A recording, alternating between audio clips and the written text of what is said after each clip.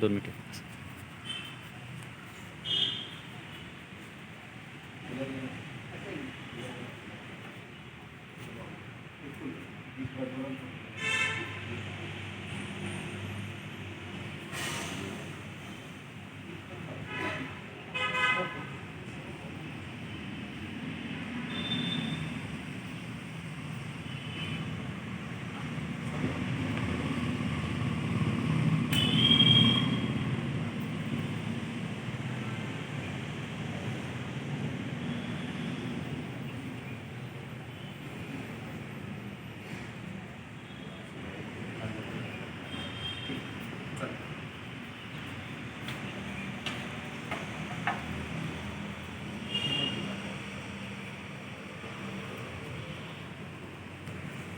यानंतर मी माईक हर्षवर्धन आकाशे दादांकडे देतो.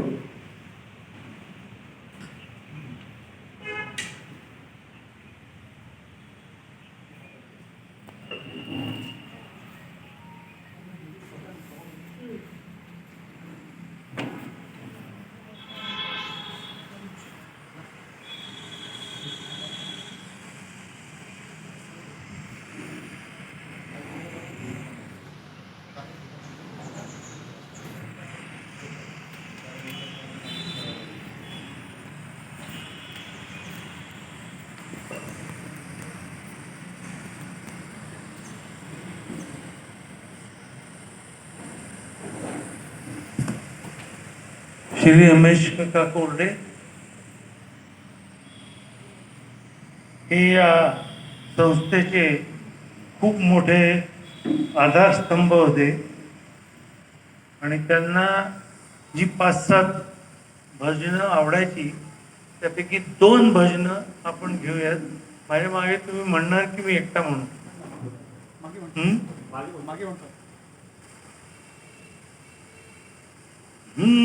पामरया चर्म चक्षुनी पामरया चर्म चक्षुनी पाहू इच्छितो तुला शोधुनी. पाहू इच्छितो तुला शोधुनी. सारी सृष्टी तूच निर्मिली, सारी सृष्टी तूच निर्मिली. नाना रूपे तूच सजविली. नाना रूपे तूच सजविली. ह्या रूपातुनी रूप तुझे मी, रूप तुझे मी. पाहू शके का कधी लोचनी. पाहू शके का कधी लोचनी. ज्ञानी सांगती मला वर्णुनी, ज्ञानी सांगती मला वर्णुनी. तूरलासी विश्वव्यापुनी. उरलासी विश्वव्यापुनी. उठे हाक परी खोल मनातुनी. उठे हाक परी खोल मनातुनी. देव भेटतो कणा कणातुनी. देव भेटतो कणाकणातुनी. मी घडलो या जडमातीचा, मी घडलो या जडमातीचा. ताबा मजवरी पंचभूतांचा. बाबा मजवरी पंचभूतांचा. जाणीव मजला परी असू दे, जाणीव मजला परी असू दे. मीही घडलो सतत्वातुनी.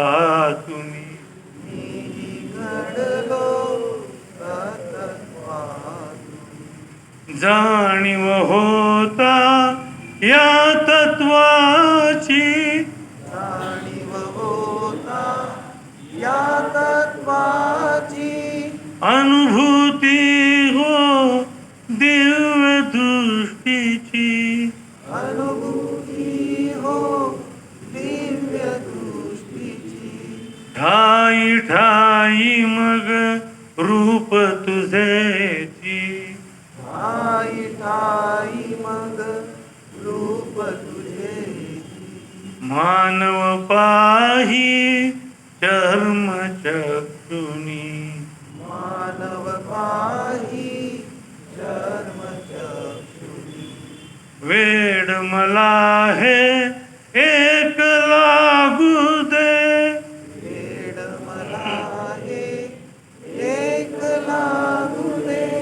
सर्वानुभूती तुला पाहू दे, सर्वानुभूती तुला पाहू दे.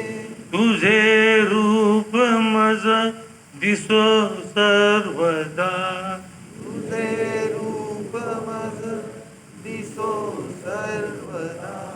साऱ्या पार्थिव जड सृष्टीतुनी, साऱ्या पार्थिव जड सृष्टी तुम्ही. मी पामर्या चर्म चक्षुनी, मी पामरला जन्म चक्षुनी. पाहू इच्छितो तुला शोधुनी, पाहू इच्छितो तुला शोधून.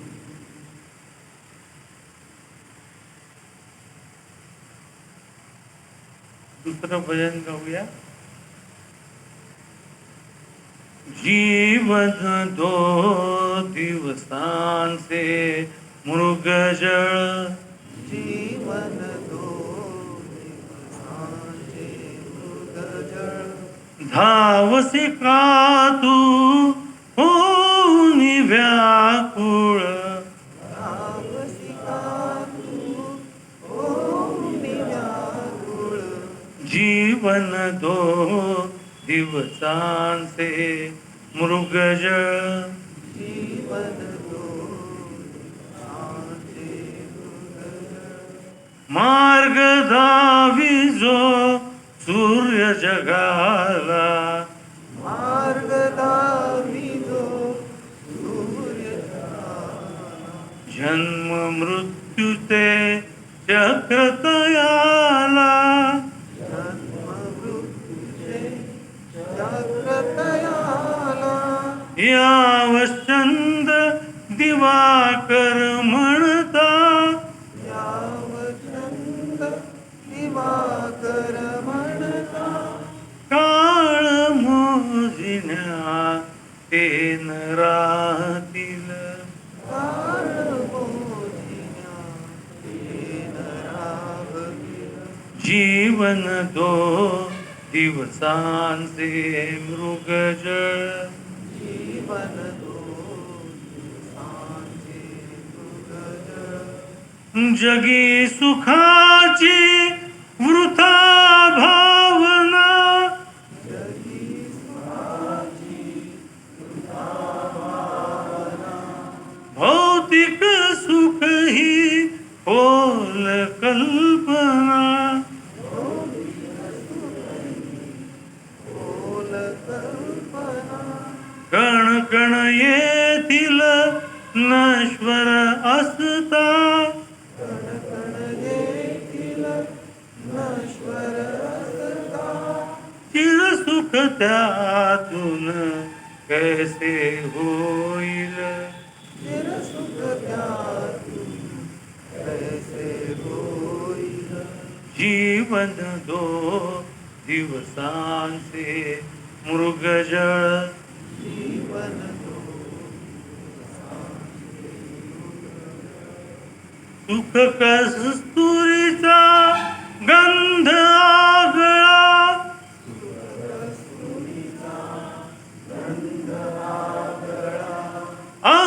अहंपणाचे कवच तयार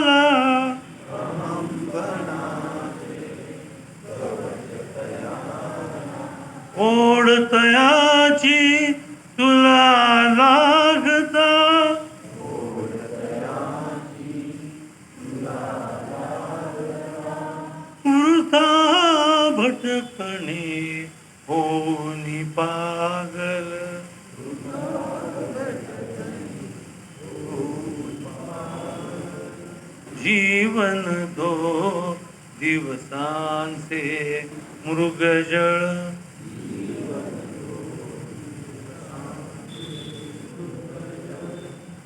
सत्य सुखाची एकची साधन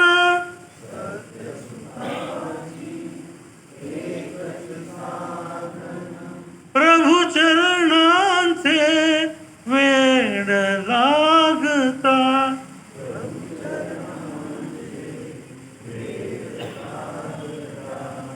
नरजन्माचे सार्थक होईल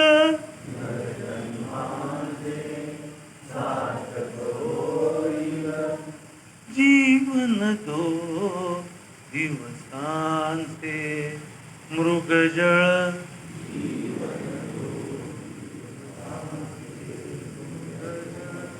धावसी का तू होऊन व्याकुळ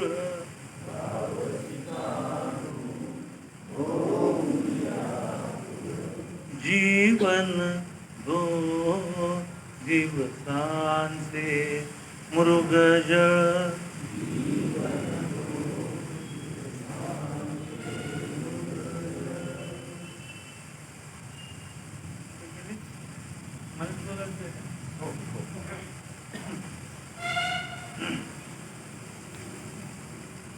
रमेश काका कोरडे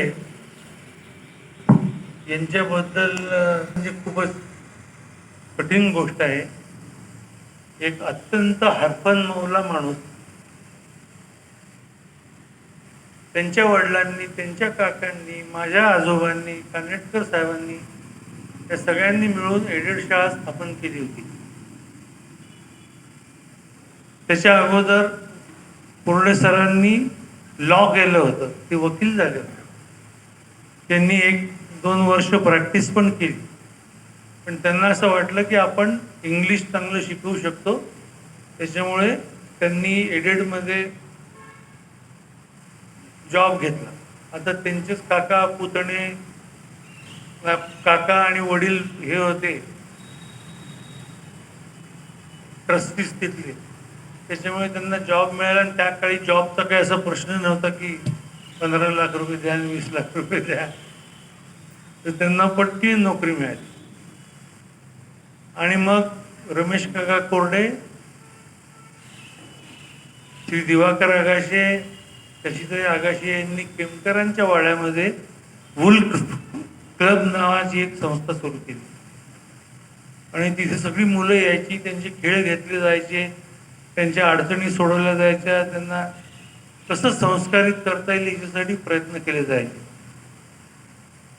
पुष्कळ मुलं होती. तर रमेश काकांचं खूप मोठं कॉन्ट्रीब्युशन होतं त्याच्यात. तिथे पक्षी प्राणी सगळे पाळले होते आणि टिमकरांनी त्यांना ते देऊनच टाकलं होतं. मग त्यानंतर नामजोशी म्हणून हेडमास्टर होते, याचे एडेडचे. त्याच्या अगोदर माझे चुलत आजोबा ते त्याचे हेडमास्टर होते, लखू काका करते म्हणून. ते जे लागले तिथे ते हेडमास्टर झाले, तर ते रिटायर पण हेडमास्टर म्हणून झाले 34 वर्ष नोकरी करून. आणि मग नामजोशी झाले.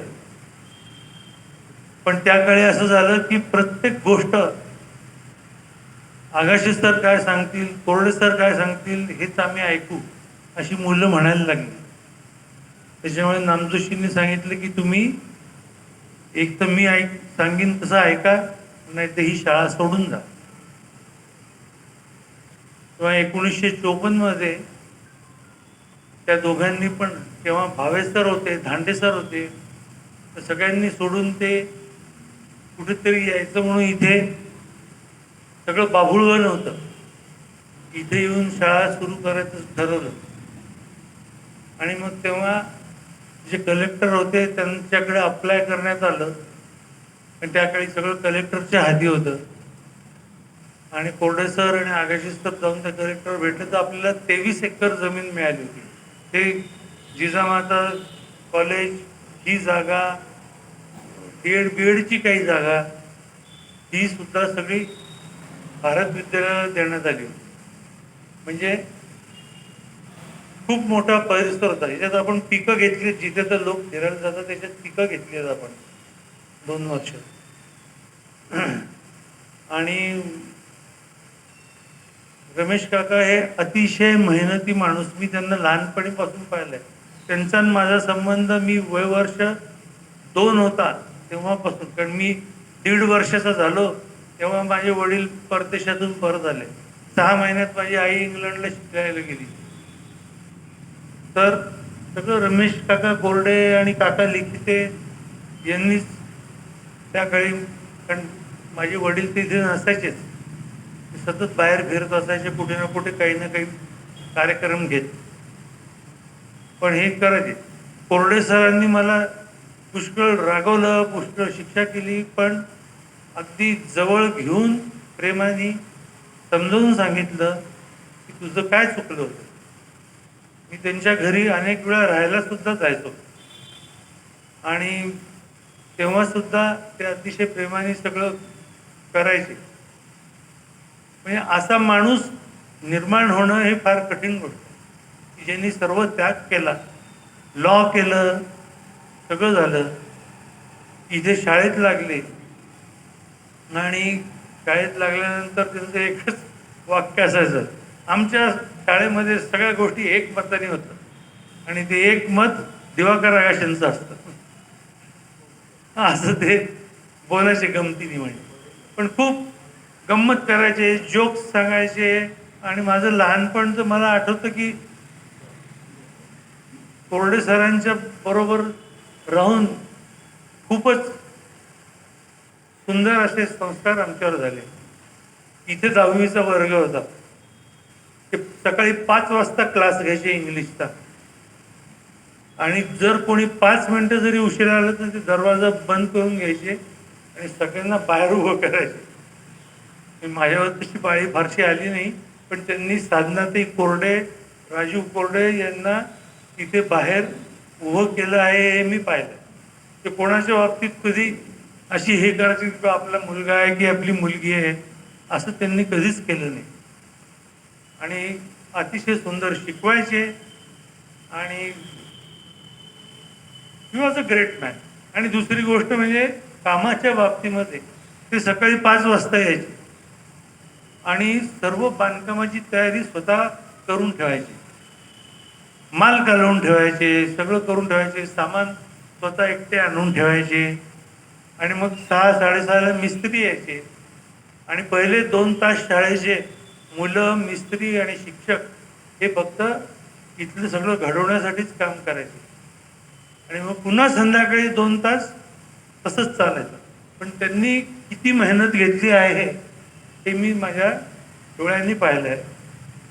हे ओपन एअर थिएटर जेव्हा त्या पायऱ्या वगैरे झाल्या, किती खोदकाम त्यांनी केलं आणि किती खूप ताकद होती त्यांच्यात आणि काम करण्याची खूप इच्छा आणि हिंमत होती. आणि त्यांनी आगाशी सरांना म्हणजे एकदम आपला मोठा भाऊ म्हणा, गुरु म्हणा, काय असेल ते मानलं होतं. त्याच्यामुळे त्यांनी वाहूनच घेतलं होतं या संस्थेला पूर्णपणे.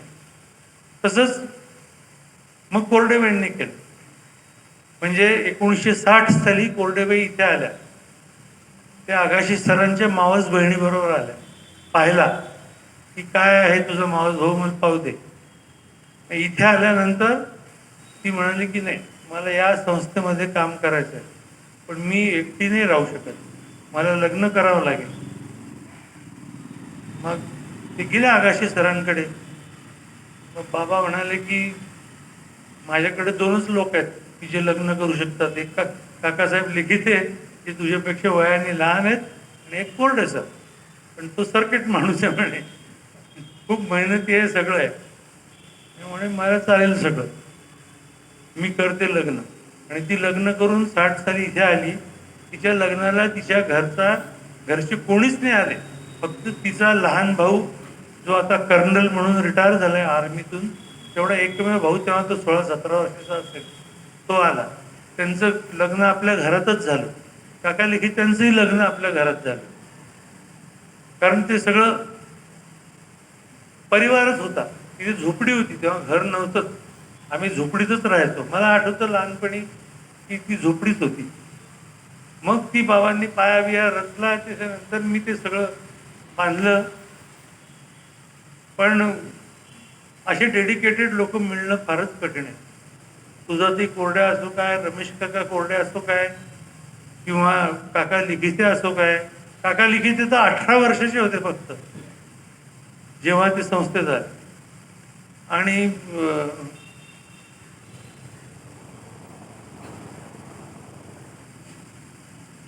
रमेश काकांचं असं असायचं की ते सायकलवर गावोगावी खेड्यापाड्यातून हिंडायचे आणि मुलं गोळा करायची.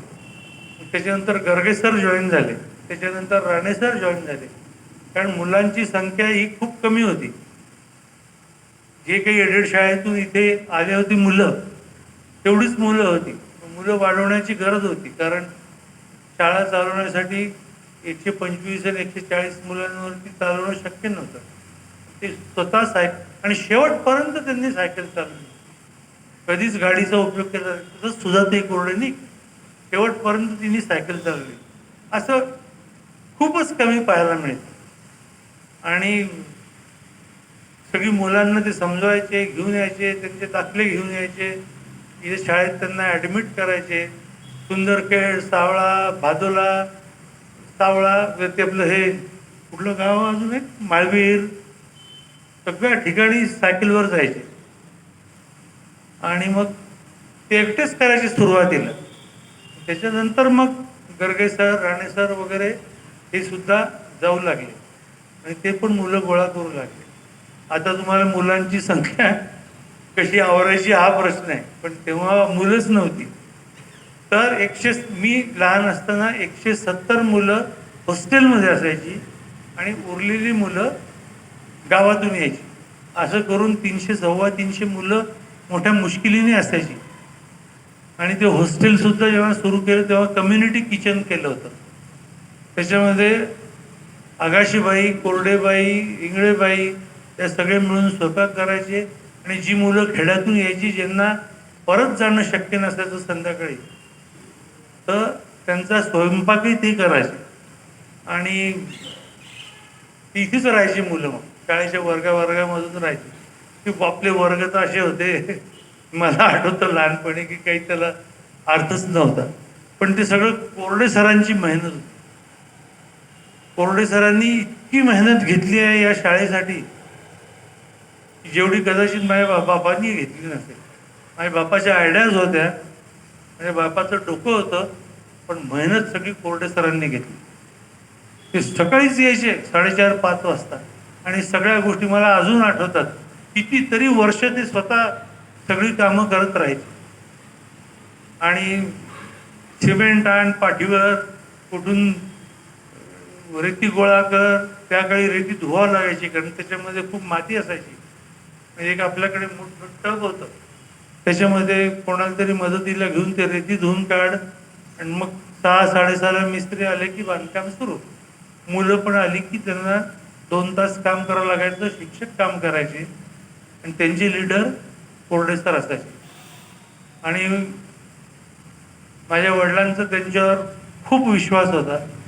त्याच्यामुळे ते 3 वेळा या शाळेचे हेडमास्टर झाले माझ्या माहितीप्रमाणे. त्यांचं नावही मला वाटतं बोर्डावर. आगाशे सर जेव्हा इंग्लंडला गेले तेव्हा ते हेडमास्टर झाले. त्याच्यानंतर पुन्हा एकदा त्यांनी साने गुरुजी कथामाला आणि याच्यामध्ये काम करायला सुरुवात केली, तेव्हा पण कोरडे सर हेडमास्टर झाले. म्हणजे माझी आई मुख्याध्यापिका होईपर्यंत कोरडे सरच मग पाळीपाळीने हेडमास्टर होत गेले. आणि त्यांनी कधीच असं मानलं नाही की आता मला का काढलं जात आहे. त्यांनी आपली नेहमी ती जबाबदारीच समजली की आता हे इथे नाही आहेत ना, ही जबाबदारी माझी आहे. मीच ही शाळा चालवली पाहिजे, मी या कॅम्पसकडे पाहिलं पाहिजे, असंच ते नेहमी वागले.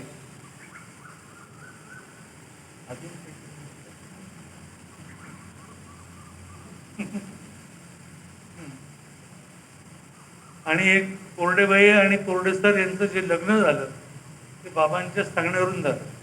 ते सुद्धा कोरडे सरांनी ऐकलं की ठीक आहे, तुम्ही सांगता की मी हिच्याशी लग्न करतो.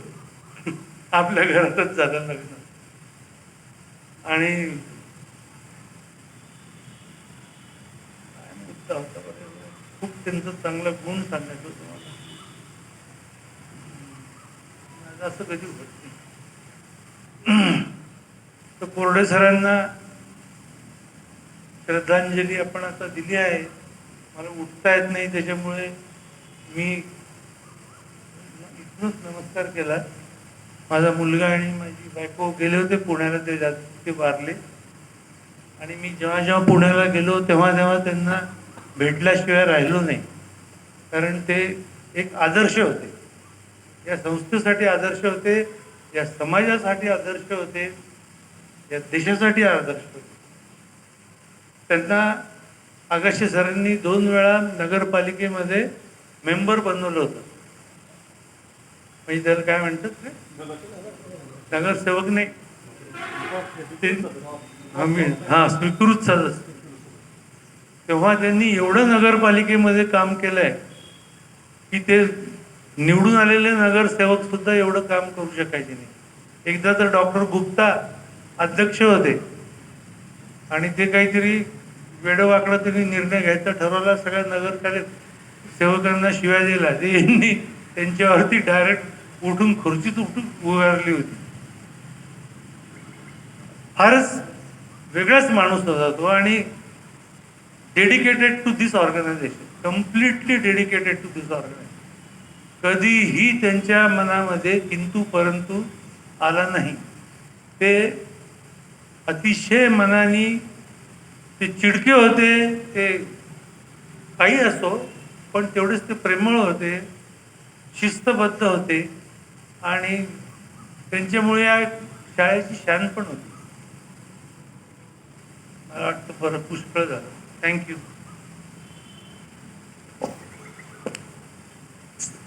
दादांनी आठवण करून दिली. सकाळी 5:30चे क्लासेस आम्ही प्रेमाने त्यांना बॉस म्हणायचो. कोरडे सर म्हणजे नुसते बॉस. बॉसचा पिरियड असायचा आमचा आणि वर्गाच्या बाहेर उभं राहण्याचा क्षण दोनदा तर आलंच होता. 5:30 वाजता येऊन बाहेर उभं राहणं, एकंदरीत संस्थेसाठी सर्व काही, अशा प्रकारचं त्यांचं नेहमीचं वागणं असायचं. विद्यार्थ्यांप्रती सर्व काही अशाच पद्धतीने दररोजची दैनंदिनी असायची. आणि दिवाकर भैयांच्या स्वप्नातली शाळा उभं राहण्यासाठी खांद्याला खांदा लावून प्रयत्न करणारे, शाळेला एक वेगळी ओळख निर्माण करून देणारे म्हणून रमेश कोरडे सर यांना नक्कीच आपण आठवत राहू. या ठिकाणी कोरडे सरांची इवाई स्वातीताईचे वडील डॉक्टर शरद भालेराव या ठिकाणी आलेले आहेत. मी त्यांना विनंती करतो की त्यांनी आपल्या संवेदना या ठिकाणी प्रकट करावेत. वंदे मातरम.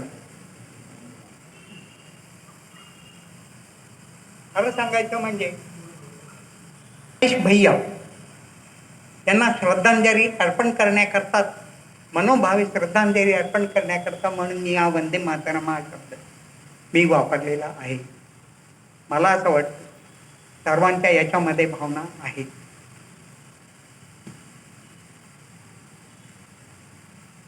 रमेश कोरडे हे मूळचे, त्यांची पूर्ण फॅमिली ही मुरुडची, कोकणातील मुरुड. बुलढाण्यामध्ये कसे काय आलेत हे फक्त बाबूराव गुप्ते म्हणून इथे होते, एडेड हायस्कूलमध्ये शिक्षक होते, त्यांनाच माहिती. कर्मधर्म संयोगाने त्यांच्या तोंडून मला हा शब्द ऐकायला मिळाला की ते मुरुडचे आहे. त्यांचं मूळ घर जोशी आडनावाने प्रसिद्ध होतं आणि त्या ठिकाणी ते देवाची वगैरे पूजा करायचे. त्यांचं म्हणणं असं होतं, म्हणजे रमेश भैयांचं, की ज्या देवाला मी पाहू शकत नाही त्या देवाचे पाय कशाला धरायचे, परंतु त्याचा जो प्रसाद आहे तो बाकी मी आनंदाने ग्रहण करेन.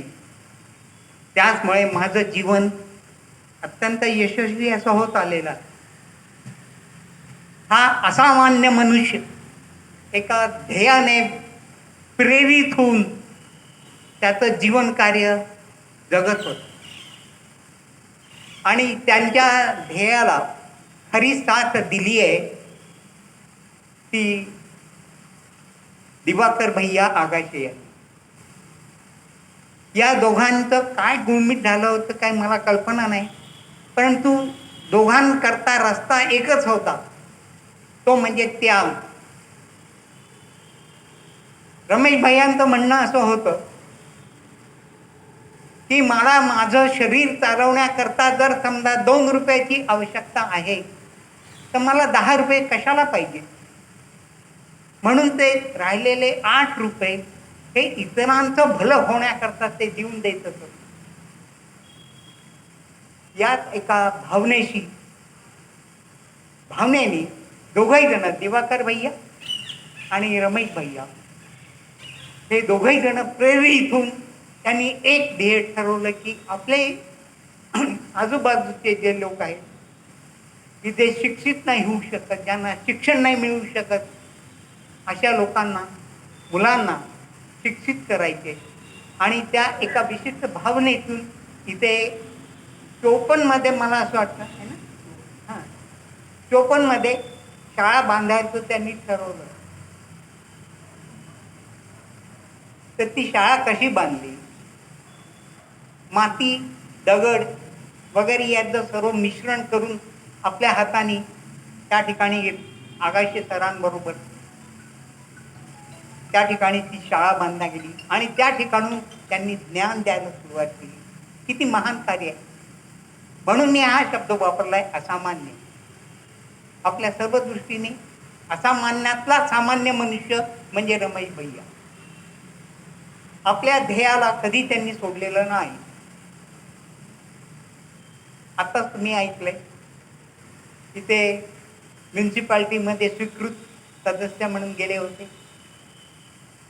त्या सभेला हजर असताना त्या सभेमध्ये जे काही ठराव येत असेल त्या प्रत्येक ठरावाचा ते खूप अभ्यास करत असत आणि जर समजा ठरावामध्ये कुठे काही चूक होत असेल तर त्याच ठिकाणी ते आमचा निषेध नोंदवत असत. त्यावेळेला डॉक्टर DC गुप्ता हे प्रेसिडेंट होते.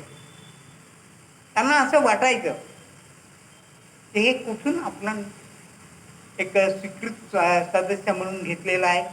पण नंतर त्यांना कळायचं DC गुप्तांना की रमेश भैया कोरडे काय म्हणतात ते बरोबर आहे. आणि त्यावेळेला बुलढाण्याचा कारभार ठीक चालत होता. स्वतःजवळ जे आहे ते दुसऱ्यांना देण्याची त्यांची वृत्ती जी आहे ही अंगीकारली रमेश भैया कोरडेंनी दिवाकर भैया यांच्या सानिध्यात. दुसऱ्याला शिक्षण मिळायला पाहिजे हे त्यांचं मुख्य ध्येय असं आणि या दोघांच्या संगनमताने म्हणा की एकमेकाच्या कार्य करण्याच्या मुद्द्याने इथे शाळा ही उभी राहिली. आणि दिवाकर भैया जेवढा रमेश भैयांचा आदर करत असत तेवढाच हर्षवर्धन आगाशे आणि साधना यांनी सुद्धा त्यांचा तेवढाच आदर केलेला आहे. म्हणून आज या शाळेचं एवढं स्वरूप आपल्याला दिसत आहे. याबद्दल आम्ही त्यांची तशा आभारी आहोत. त्यांच्या गुणांबद्दल सांगण्यासारख्या बऱ्याच गोष्टी आहेत. इतरही लोक तुम्हाला सांगतील. बहुतांशी हर्षवर्धनने सांगितलेलेच आहे. शेवटी एकच असं मी म्हणतोय की अशा असामान्य माणसाला व्याही म्हणून आम्ही स्वीकारलेलं आहे. आणि आजचा सुदीन की एक व्याही दुसऱ्या व्याह्याला श्रद्धांजली अर्पण करतोय ते भाग्य कोणाचं आहे ते तुम्हीच ठरवावे. तर ते शेवटी त्यांचा आत्मा जो आहे तो आपल्या भोवती फिरतोय, आपल्याला आशीर्वाद देतोय. त्या आत्म्याला ईश्वर सुख शांती देव. वंदे मातरम. धन्यवाद डॉक्टर साहेब. याच्यानंतर ललिता भालेराव काकू ह्या सुद्धा 2 मिनिट बोलू इच्छितात, काही सांगू इच्छितात. त्यांना मी विनंती करतो की त्यांनी बोलावं. इतक्या मान्यवर लोकांनी छान बोलल्यावर पण मलाही असं वाटलं की आपल्या भावना आपण व्यक्त कराव्यात. आमचा जो संबंध आला या शाळेशी किंवा कोरडे फॅमिली तो स्वातीच्या लग्नातच, आणि आम्ही पूर्ण या भारत विद्यालयाला आमचंच मांडलं. कोरडे सरांमुळे, कोरडेबाईंमुळे ते कुठलाही कार्यक्रम आम्हाला कधीच सोडत नव्हते. आणि आता आम्हाला अशी ओढ लागलेली असते की आपण गेलं पाहिजे. त्याच्याप्रमाणे आधी मी कोरडे सरांचं सांगते, ते अतिशय म्हणजे चिडणारे होते, पण ते वेळ पाहून विनाकारण चिडत नव्हते. आता त्यांना वंदे मातरम वंदे मातरम म्हणायचे, आणि कोणी जर पुढच्या व्यक्तीने गुड मॉर्निंग म्हटलं तर ते चिडायचे म्हणजे अंगावर ओरडायचे नाही, पण त्याचा चेहरा सांगायचा, अरे वंदे मातरम म्हणा ना, यांनी काय होतं तुमचं, आणि ते दाखवत. आणि माझ्या बाबतीत तर मला एक मोठे म्हणजे योग्य मार्गदर्शक आणि चांगले म्हणजे माझेच एक सख्खे भाऊ काय करतील एवढं माझ्यासाठी केलेलं आहे. आता मी एक बाकीचं नाही वेळ, मला वनिता समाजामध्ये निवडून देण्यात आलं असे मी म्हणेन. त्याच रात्री ते माझ्याकडे, आम्हाला तिथे वेळ लागला, 8:30 वाजता घरी आले गुलाबजामचं पॅकेट घेऊन. आम्ही आपलं सगळं आटपून जेवणाच्या तयारीत होतो दोघंजणं. तर मला सुधाताई म्हणाल्या की तुम्ही काय आता जाऊ नका, ती थकली असेल, कारण आत्तापर्यंत ती तिथेच होती संस्थेमध्ये, आणि आत्ताच आलेलं आहे, तर तुम्ही काही तिला उद्या भेटा, त्या ललिता आपल्याकडे येणार आहे उद्या, तेव्हा तिच्याशी बोला. ते म्हणाले नाही, उद्याचा दिवस हा येईल कशावरून, मला आत्ताच आहे. आणि कुठून गुलाबजाम आणले ते नाही, पण ते मला घेऊन आले आणि माझ्या घरी 1 तास घेतो. असं नाही आता आपली व्याही आहे, विहीन आहे, कसं जायचं ते नाही, मला तुमच्याशी आज बोलायला आलो आहे. अभिनंदन केलं, गुलाबजामचा डबा हातात ठेवला आणि मला म्हणाले की तुम्ही अध्यक्ष झाला. मी काहीच बोलले नाही, कारण त्यांना ते स्वतःचं असं तारीफ मी झाले असं मी पण आवडत. म्हटलं नाही, मला सभासदांनी निवडून दिलं. हां ओके म्हणाले. नंतर म्हणाले की हां निवडून आले, तुम्हाला आनंद झाला, मला आनंद झाला, पण आता जबाबदारी वाढली आहे, तुमच्या शिरावर मुकुट आहे, काटेक पण, आणि समाजाचं आता तुम्हाला आणखी जोमात काम करायचं आहे. ते तरच तुम्ही यशस्वी व्हाल, आणि त्याचे नियम पाळा. तुम्ही कशासाठी झाल्या, नुसता पदासाठी नाही, तर तुम्हाला आता समाजाचं ज्या ज्या सभासदांनी तुम्ही चांगल्या अध्यक्ष व्हाव्या म्हणून निवडून दिलं, त्यांचं तुम्हाला कार्य करायचं आहे, आणि हे कार्य सतत सुरू ठेवा. मग समाजाचं कार्य करताना मला 2-3 प्रसंग आले, त्यात मला यांची मदत झाली. मला पहिले आता आपण काय करावं, तर मला आणि यांची सध्या नोकरी तेव्हा दौऱ्याची होती, यांच्या नोकरीत होते, मुलं माझे लहान होते. मी आपली थोडा विचार केला आणि म्हटलं कोरडे सरांकडे जाऊ. मग त्यांना सांगितलं असं असं संस्थेची जागा मला मागितलेली आहे, मी काय करू, म्हणे द्यायची नाही. एक खूप बोलत नव्हते, पण 1-2 शब्दातच मला छान असं उत्तर दिलं की मला बरं वाटलं. जी कोणी व्यक्ती माझ्याकडे आली होती की तुमची समाजाची जागा द्या, आम्ही तिथे तुम्हाला एक हॉल बांधून देऊ, हे देऊ ते देऊ, सगळंच दाखवले. तर मी ते ज्यांनी म्हटलं तुम्ही आज नका, 2 दिवसांनी या, मी तुम्हाला उत्तर देते. मी सांगितलं की आम्हाला द्यायची नाही. ते काही नावं बिवं कोणाचे काही घेतले नाही, सांगितलं नाही, आणि ते बरोबर. मग आमच्याच ह्याच्यातली एक ज्येष्ठ महिला, मी अध्यक्ष व्हायच्या आधी मला सांगितलं की आपल्याला संस्थेसाठी पैसा गोळा करायचा आहे. तर म्हटलं ठीक आहे करा. मग म्हणे आपण कोरडे सरांकडे जाऊ. तर म्हटलं ठीक आहे. मी नव्हते गेले तेव्हा, आमच्या एक ज्येष्ठ महिला निघाल्या 1-2, आणि त्यांना कोरडे सर बाहेरच भेटले आणि म्हणाले की आम्ही तुमच्याच घरी निघालो आहे. तर ते म्हणाले काय काम आहे. नाही म्हणे मला आम्हाला असं असं, मग म्हणे तुम्ही घरी येऊ आम्ही की तुम्ही इथे आम्हाला आमचं काम कराल. तर ते म्हणाले ठीक आहे, मला काही रस्ता, घर, अंगण असं काही नसतं, बोला तुम्ही. म्हणजे ते स्त्रियांविषयी सुद्धा अतिशय म्हणजे योग्य रीतीने त्यांना म्हणजे मान द्यायचे, सन्मान करायचे बायकांचा. म्हणजे ही स्त्री आहे, हिला पण त्यांच्याशी सुद्धा वीट बोलून तर त्या आमच्या स्त्रियाही काही कमी नव्हत्या. त्यांनी विचारलं की आम्हाला तुमच्याकडनं मदत हवी. त्यांनी प्रश्न केला, मदत कशा करता? तर नाही म्हणे, आम्हाला स्पर्धा घ्यायच्या बायकांच्या आणि त्याच्याकरता काहीतरी आम्हाला इंदिराबाई घरदे म्हणजे सीमाताईंच्या आजी, लक्षात ठेवा, त्यांनी आम्हाला पहिलं वनिता समाजाचं पहिल्या अध्यक्ष आहेत. 1935 साली स्थापन झालेलं वनिता सभा. पहिल्या अध्यक्ष सीमाताईच्या आजी होत्या, इंदिराबाई गर्दे. आणि त्यांनी पहिले 5,000 आम्हाला दिले संस्थेला आणि त्याच्या व्याजावर आम्ही बक्षीस समारंभ देत होतो ते पैसा. मग कोरडे सरांना भेटल्यानंतर ते बोला म्हणे ते. मग त्या म्हणाले की आम्हाला पैसे हवे. म्हणे ठीक आहे, देतो तुम्हाला देणगी. पण म्हणे देणगी कशाला हवी तुम्हाला? तर त्या म्हणाल्या की आम्हाला स्पर्धांमध्ये व्याज देऊन म्हणजे फिक्स ठेवून त्या व्याजात आम्हाला बक्षिसं दे.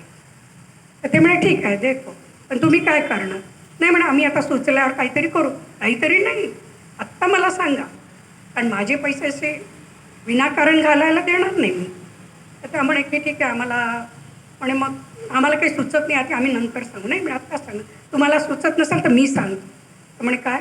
तर म्हणे तुम्ही वक्तृत्व स्पर्धा घ्या.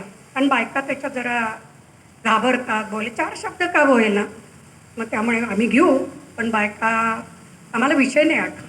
बायकाही का कमी नसतात हं, सगळ्या छान मुरलेल्या असतात. आम्ही आठवल्यावर करणे. तर म्हणे ठीक आहे, मी देईन तो विषय तुम्हाला वक्तृत्वाचा आणि हे पैसे. मग त्यांनी कुठे दिले पैसे ते काय आठवत नाही मला, घरी दिले असेल. आणि नंतर म्हणाले, पण काय करावं त्या गृहस्थांनी? खरंच सद्गृहस्थ, खरंच महान व्यक्ती मी तरी आत्ता माझ्या आयुष्यामध्ये पाहिलेली नाही. आणि म्हणजे संपर्कात पण आली. मला भैयासाहेब आकाशांशी संबंध आला त्यांच्या शिबिरात वगैरे. मग त्यांनी सांगितलं की हे पैसे, मग त्यांनी विचारलं हे तुमचं नाव लिहू का देणगीमध्ये? काय करावं त्यांनी म्हटलं नाही, माझं नाव नाही लिहायचं. नलूताई कोरडे आणि सुधाताई कोरडेंचं नाव लिहिलेलं आमच्या वनिता समाजामध्ये अजूनही त्यांचे FDR आहे. खरा आज आमचा समाज इंदिराताई गर्देमुळे सुरुवात झालेला आहे. आणि यांनी असे प्रश्न करून कुणालाही पैसे मदत केली, पण कुठलीही त्यांची सगळी माहिती घेतल्याशिवाय कधीच काही केलं. आणि असं बरेच अनुभव आलेले आहे मला. आम्ही मलकापूरला गेलो, गोव्याला जात होतो, रेल्वे स्टेशनवर गेलो सगळे आम्ही. आणि तो त्यांचा लाल पट्टेवाला बिल्लेवाला त्यांचा तो नेहमीचा कुली जवळ आला. द्या साहेब काम मला हातात तुमचं. तर त्यांनी काय केलं, फक्त एवढीशीच एक छोटी बॅग त्याच्या हातात झाली. तो पुढे नाही मागे. म्हटलं आता जाऊ दे काही, म्हणजे मी तसं आम्ही मान देतोच होतो त्यांना, देतो अजूनही. आणि गाडीत बसल्यानंतर मी सहज विचारलं, म्हटलं रमेश भैया, तुम्ही तो कुली ठरवला, त्याला पैसे पण दिले आणि तुम्ही सामान का उचलला? त्याने एक शब्द जास्त एकच शब्दात सांगितलं की तो माणूसच आहे ना. एवढं मिळतं एवढ्या एका शब्द. नंतर अचानक मी एक गोष्ट सांगते आणि ठेवते, कारण मला फार म्हणजे अति आदर आहे त्या गृहस्थाविषयी.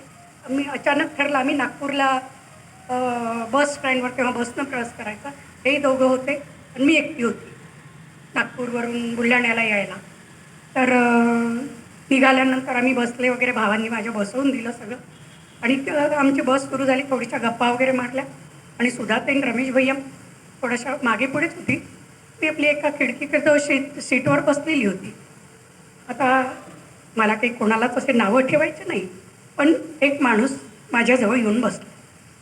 तो त्याला सभ्य म्हणणं काही मला जमलं नाही आणि त्यांनी तशी सभ्यता ठेवली नाही. काही वेळेस गेल्यानंतर मला एकदम रमेश भैया दिसले. ते सुद्धा त्यांच्याजवळ बसले होते. मी त्या गृहस्थाला म्हटलं की तुम्ही बाजूला व्हा, मला तिकडे जाऊ दे. ठीक आहे. मग उठली, गेली सुद्धा त्यांच्या तिथे रमेश भैया म्हटलं मला इथे काही योग्य वाटत नाही, तर मी काय करू, मी तिथे बसतो, तुम्ही जाऊन तिथे. अशा अनेक गोष्टी माझ्या व्याही म्हणून नाही, तर माझे सहकारी, माझ्याकरता झिजणारे, माझ्याकरता काहीतरी धावतून करणारे असे माझे व्याही बी मला लाभले. आणि माझ्या लेकीला सासरे सासू म्हणून लागले. खरंच मी भाग्यवान आहे आणि त्यांना श्रद्धांजली देते की हे ज्या दिवशी गेले त्या दिवशी दिवस, तारीख आणि आमच्या पद्धतीप्रमाणे तिथी पण अतिशय सुंदर होती. सुंदर लोकांना मरणसुद्धा सुंदर येतं आणि ते कायम आपल्यासोबत आहे याची मला हे होते. एवढं करून मी माझी श्रद्धांजली देणार.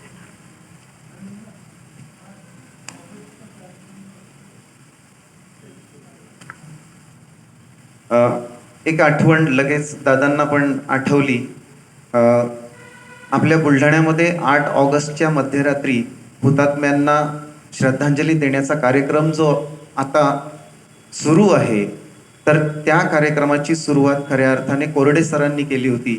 तेव्हापासून या छोट्या छोट्या अशा ॲक्टिव्हिटीजमधून विद्यार्थ्यांवर, नागरिकांवर संस्कार घडवण्याचं कार्य कोरडे सरांनी केलेलं आहे. त्यांना आपल्याला परीस म्हणता येईल. त्यांच्या संपर्कात येणाऱ्या अनेक लोकांचं त्यांच्या त्या विचारांनी सोनं झालं, त्यांचं आयुष्य हे सुवर्णमय झालं, असे अनेक अनुभव या ठिकाणी कदाचित आपल्याला ऐकायला मिळतील. प्रत्येक व्यक्ती संपर्कात आलेला त्यांच्याविषयी भरभरूनच बोलेल आणि असं एक समाजोपयोगी आयुष्याचा सोहळा अनुभवलेले कोरडे सर आज आपल्यामध्ये नाहीत आणि त्यांच्या आठवणींनी आज आपण खऱ्या अर्थाने सद्गदित होतो आहे.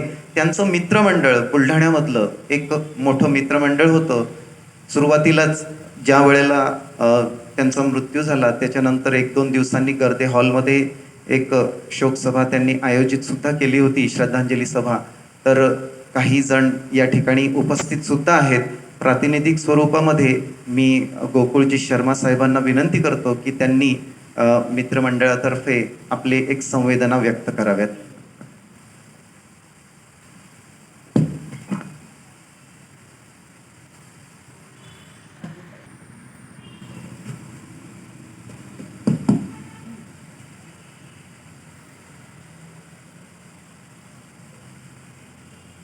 स्वर्गीय श्री रमेश कोरडे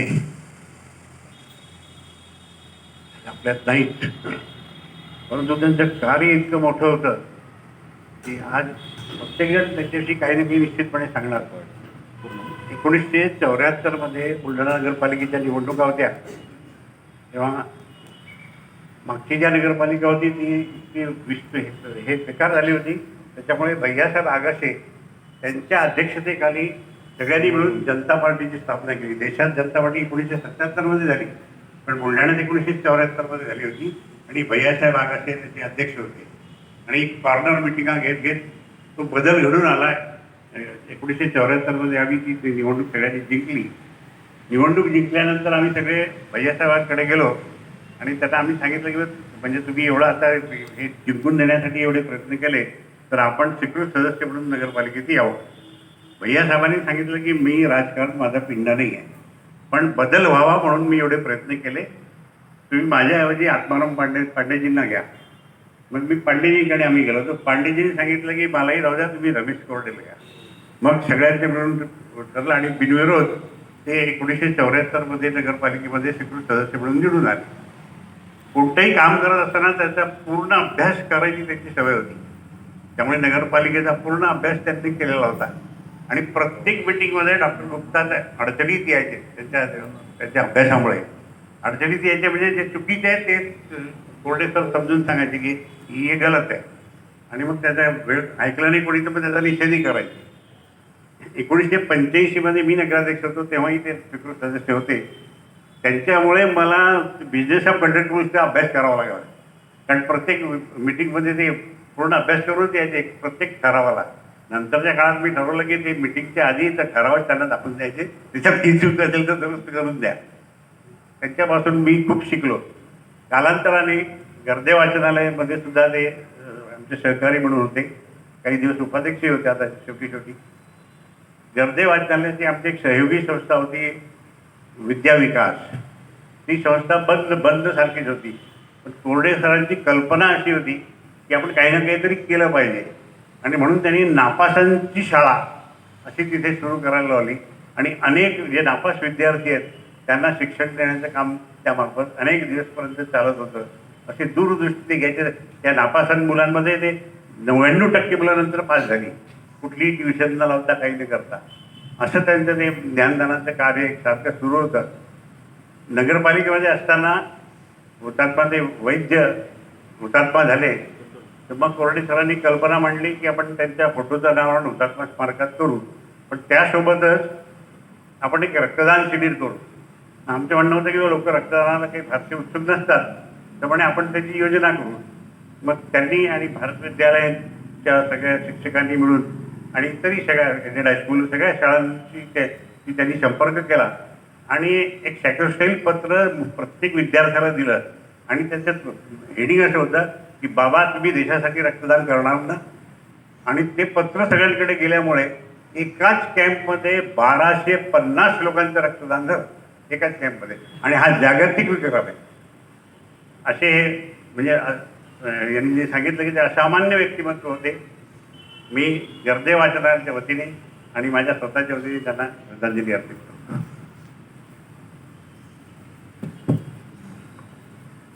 अशा असामान्य व्यक्तिमत्वाची खऱ्या अर्थाने आदरांजली व्यक्त करण्यासाठी आपण या ठिकाणी जमलो आहोत. संस्थेपेक्षा कोणताही व्यक्ती मोठा असू शकत नाही. संस्था प्रथम हा संस्कार त्यांनी रुजवण्याचा प्रयत्न शाळेमध्ये असताना नेहमीच केलेला आहे. नेहमीच शिक्षकांशी बोलताना, कर्मचाऱ्यांशी बोलताना ते संस्थेला पुढे ठेवायचे किंवा त्यांच्या वागण्या बोलण्यातून सुद्धा हाच मेसेज हा पुढे यायचा. ज्या ज्या वेळेला रिटायर्ड झाल्यानंतर त्यांना भेटण्याचा योग आला, त्यांना चालता येत नव्हतं, ते आजारी होते किंवा पुण्याला सुद्धा त्या ठिकाणी एका ठिकाणी ते खेळले होते. गेल्यानंतर पहिला प्रश्न हाच असायचा की शाळा कशी आहे, विद्यार्थ्यांचं शिक्षण चालू आहे का. लॉकडाऊनच्या या सगळ्या कार्यकाळामध्ये, या वेळामध्ये त्यांना चिंता लागली होती की मुलांना कसं शिकवायचं, मुलं शिकतील कसे. मग हे 1.5 वर्ष मुलांचं काय होईल. राकेश दादा सांगत होते की त्यांना रात्री रात्री झोप लागत नव्हती की आता या लॉकडाऊनच्या पिरियडमध्ये शाळा जर बंद आहे तर त्यांना शिकवेल कोण.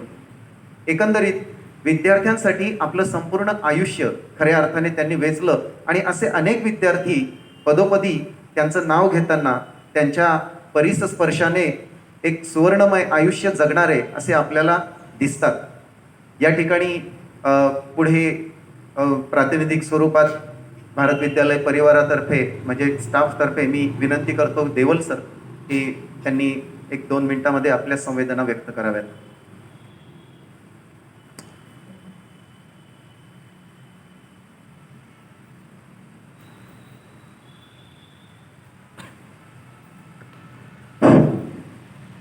स्वर्गीय रमेश कोरडे सर यांना सर्वप्रथम अभिवादन करतो. या ठिकाणी त्यांना आदरांजली देण्याकरता सर्व उपस्थित मान्यवर सर्वांनी आज जे व्यासपीठावरती उपस्थित आहेत या सर्वांनी आपले मनोगत या ठिकाणी मांडलेले आहेत. मी फक्त एक ॲडिशन त्यामध्ये करू इच्छितो.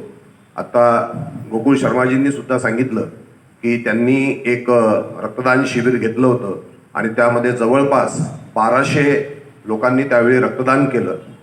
त्याचबरोबर त्यांनी स्वतःसुद्धा नेत्रदान आणि देहदान अशी अतिशय समाजासाठी आवश्यक अशी गोष्ट त्यांनी केलेली आहे.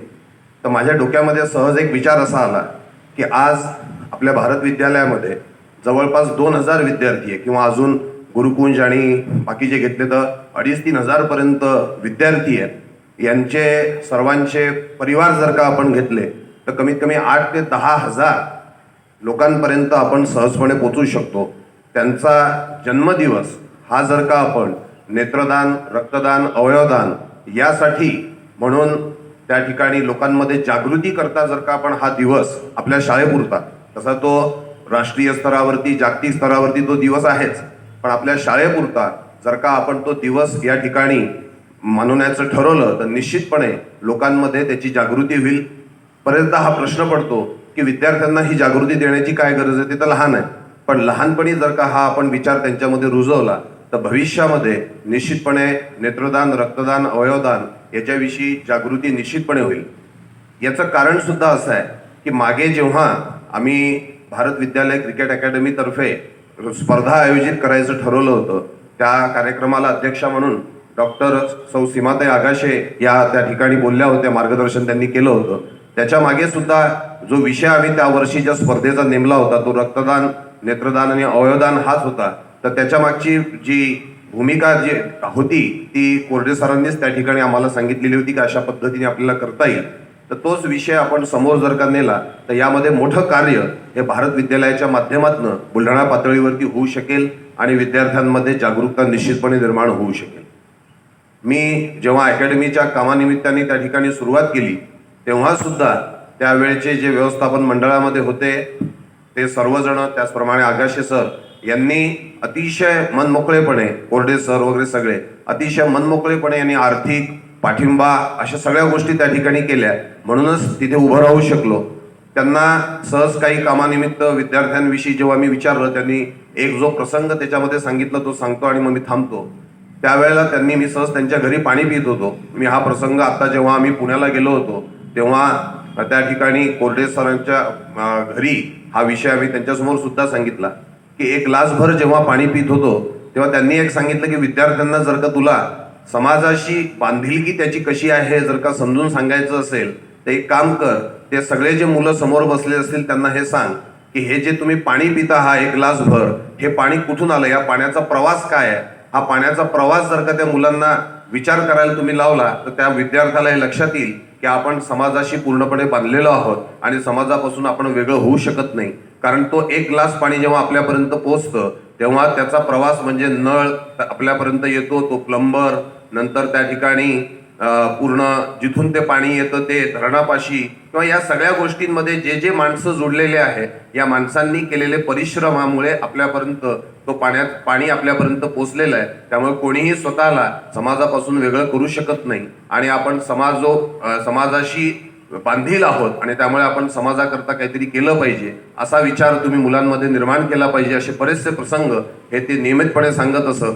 आणि त्यांनी ज्या वेळेला इंटरव्ह्यू घेतला होता त्या इंटरव्ह्यूमध्येच त्या ठिकाणी त्यांनी कबूल करून घेतलं होतं की तुम्हाला काहीतरी ॲक्टिव्हिटीज कराव्या लागतील आणि त्यांच्या आणि इतरांनी केलेल्या मार्गदर्शनामुळे, प्रेरणेमुळेच ती जी अकॅडमी जी आहे, जी गेल्या 20-22 वर्षांपासून सुरू आहे, या सर्वात थोडा मोठ्यांचा त्या ठिकाणी पाठिंबा आणि विचार हा होता. हाच विचार आणि पाठिंबा आपण समोर सुद्धा ठेवू. मी जो एक मुद्दा त्याच्यामध्ये मांडलाय, माझी विनंती राहील व्यवस्थापन मंडळाला की असं जर का आपण केलं, नेत्रदान, देहदान आणि अवयवदानाचं त्यांच्या जन्मदिनानिमित्त मुलांमध्ये विचार प्रेरणाचं, तर निश्चितपणे आपण एक चांगलं काम तिथे करू शकू. पुन्हा एकदा मी कोरडे सरांना या ठिकाणी भारत विद्यालय परिवारातर्फे आदरांजली, श्रद्धांजली व्यक्त करतो आणि माझे 2 शब्द थांबवतो. धन्यवाद. कोरडे सर आणि भारत विद्यालय हे गणित फारच पक्क होतं. खऱ्या अर्थाने कोरडे सर भारत विद्यालयाची ओळख आणि भारत विद्यालय कोरडे सरांची ओळख अशा पद्धतीने दोघांमधले बंध होते. हे या भारत विद्यालयाचे ते लायन होते. म्हणजे त्यांची नात स्वर्णिमा, तिने एक सुंदर पत्र लिहिलं होतं आणि त्या पत्रामध्ये एक शेवटच्या 4-5 ओळी ज्या तिने म्हटलेल्या आहेत त्या फक्त मी वाचून दाखवतो. एकंदरीत कोरडे सर काय होते किंवा भारत विद्यालयाचा कसा त्यांचा संबंध आहे हे तिने खूप सुंदर सांगितलेलं आहे. In his heart he never stop being a lion. His mind would wonder to eras long past, perhaps to greener pasture where he belonged, where his golden mane shone in the sun, where his one roar shook the air around him out of respect rather than fear, where he was king of the jungle, where we know he is now, because that's where he belongs in all his glory, the king of the jungle, my grandpa. Bharat विद्यालय आणि कोरडे sir हा जो एक पक्का अशा प्रकारचा जो गणित आहे हे तिने या 4-5 ओळींमध्ये सांगितलं. सुंदरसं पत्र तिने त्याच्यानंतर ते लिहिलेलं आहे. यानंतर एक शेवटचं मी विनंती करतो गायकवाड सरांना, मुख्याध्यापक, की या ठिकाणी त्यांनी आपल्या संवेदना व्यक्त कराव्यात आणि त्याच्यानंतर आपण ही श्रद्धांजली सभा संपवणार आहोत आणि त्यानंतर आपली वैयक्तिक श्रद्धांजली या ठिकाणी फुल अर्पण करून आपण देऊ शकाल गायकवाड सर. श्रद्धेय कोरडे सरांना श्रद्धांजली अर्पण करण्यासाठी, आदरांजली अर्पण करण्यासाठी उपस्थित सर्व सज्जन हो, सन्माननीय व्यासपीठ आणि आपण जमलेले सर्व कोरडे परिवाराशी भावनिक बांधिलकी जपलेले सर्व सज्जन. खरं म्हणजे एक थोडी पार्श्वभूमी या कार्यक्रमाची 1 मिनिटामध्ये मी तुम्हाला आवर्जून सांगणं आवश्यक आहे. कोरडे सरांचं जेव्हा निधन झालं त्यानंतर बरेच लोक त्यांना भेटले आणि एवढ्या शोकाकुल अवस्थेत सुद्धा त्यांनी एक अपेक्षा व्यक्त अशी केली होती की हा जो अंतिम प्रवास आहे सरांचा हा एक सोहळा व्हावा. जसा जन्माचा आपण सोहळा साजरा करतो तसा मरणाचाही सोहळा साजरा व्हावा. आणि या दृष्टिकोनातून त्यांनी आमच्यापैकी बऱ्याच लोकांसमोर ही संकल्पना मांडली की बा केव्हा तरी असं सगळे एकत्र या. आणि सरांना खायला आवडत होतं, खाऊ घालायला आवडत होतं की नाही माहीत नाही, परंतु खायला आवडत होतं. म्हणून सर्वांनी एकत्र येऊन जर स्नेहभोजनाचा आस्वाद जर घेतला तर सरांना एक ती आगळी वेगळी श्रद्धांजली ठरेल. सोबतच आता नंतर जी टीम गेली होती त्यांच्यासोबत म्हणजे आम्ही जेव्हा गेलो तेव्हा बाकीचं आदरातिथ्य त्यांनी इतक्या आनंदाने केलं की आम्ही सांत्वन करायला गेलो की काय अशी थोडी शंका वाटायला लागली की काही वेगळं आहे. म्हणजे जाण्याचा जो, कारण नियतीचा हा करार आहे, प्रत्येकाला जावं लागतं हे आपल्याला सगळ्यांना माहिती आहे, पण तेही कसं सुखद झालं पाहिजे हे खरं म्हणजे त्यांच्याकडून शिकावं. कारण हल्ली सरांचा त्रासही तसा बराचसा वाढलेला होता, सरांच्या स्मृतिभ्रंश झालेला होता. आणि पवार सरांनी सांगितल्याप्रमाणे बाकीच्या सगळ्या गोष्टी जरी विस्मृतीत गेलेल्या असल्या तरी त्यांना मात्र शाळा आणि विद्यार्थी याविषयी मात्र ते सतत बोलत असत. सदोदित तो विषय मात्र त्यांचा नेहमीसाठीचा असायचा.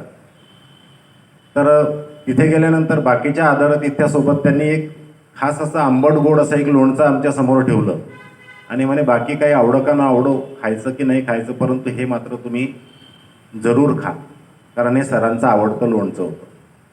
आणि एवढ्यावरच ते थांबले नाहीत, आपल्यासाठी सुद्धा त्यांनी एक बरणी पाठवली आहे की सगळ्यांना आवर्जून ते लोणचं एक बोटभर का होईना चाखायला लावा, जेणेकरून ते सरांनी खाल्ल्यासारखं आम्हाला वाटेल.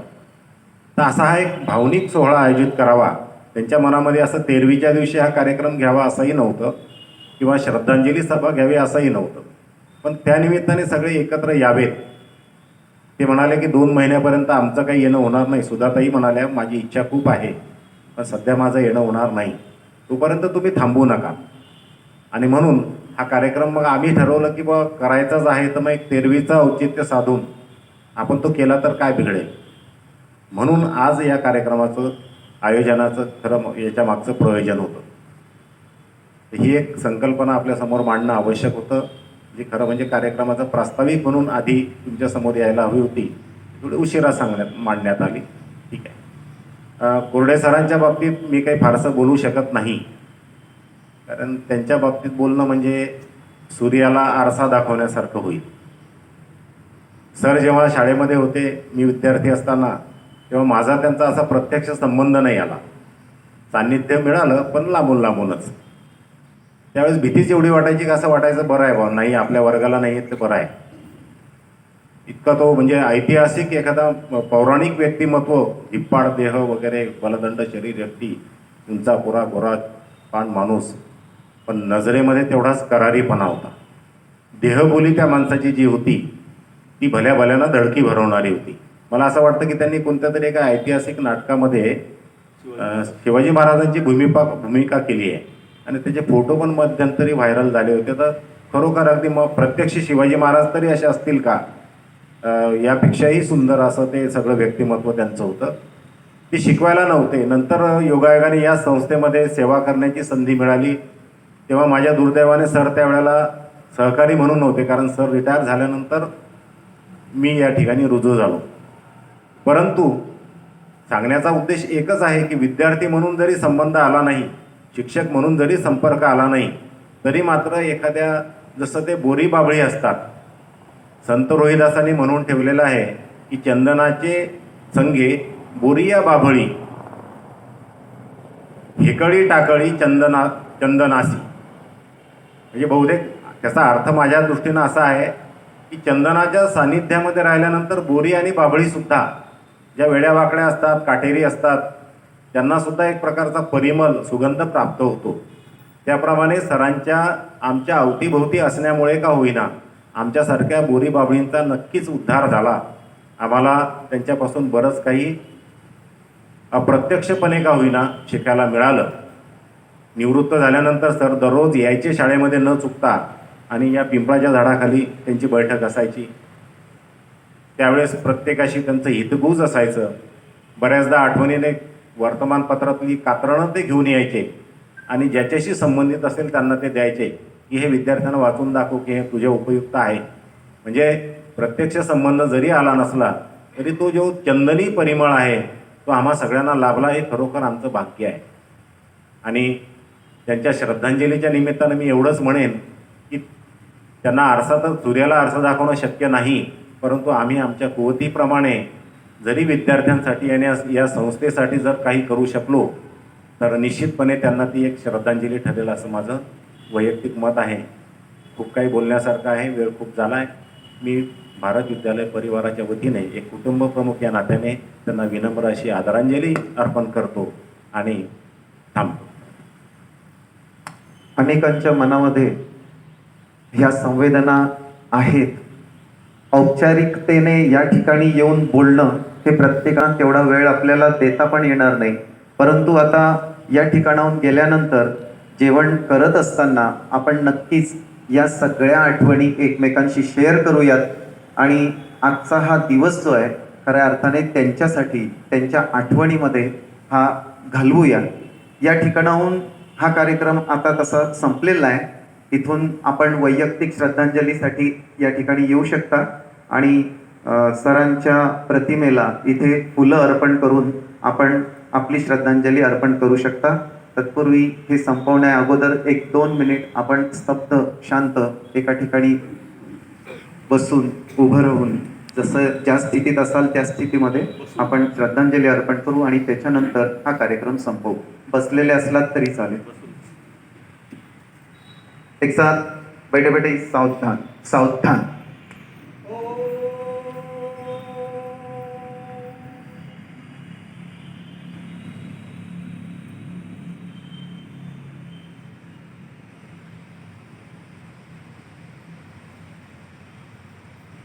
शांति शांति.